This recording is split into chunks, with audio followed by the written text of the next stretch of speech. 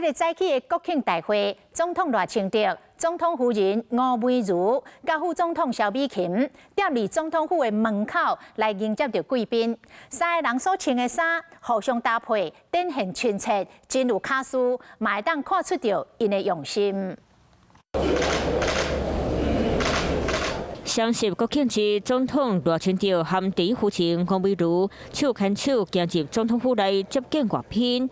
赖清德穿黑色西装，倒搭招牌胶色的内裤带，第一夫人内剪草温柔色调，展现亲和力。紫色是他的幸运色，所以他确实就是说跟夫人的这个服装粉色的颜色去搭配，它是有 相呼应的，因为都是比较柔和，还有就是比较和谐的颜色。粉红色倒搭胶色剪束配，老布店黑色洋装配粉红色外套，强调夫人的优雅和亲切的形象。符合正式场合的一个要求，那也很亲民、很自然。然后我看他也有搭配白色的鞋子，所以 整个的感觉可能呼应了他粉色外套。庆祝中华民国生日快乐！副总统萧美琴简单打扮，黑色西装套装，展现女性自信的个人风格。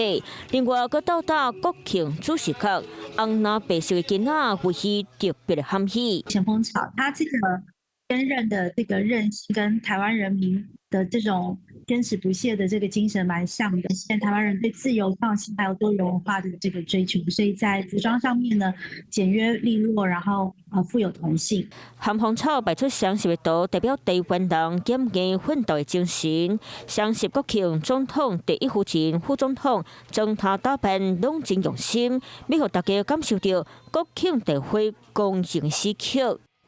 Hello， 我是张新文。想要抢先掌握最及时的新闻资讯吗？赶快订阅、按赞、开启小铃铛，锁定华视新闻 YouTube 频道。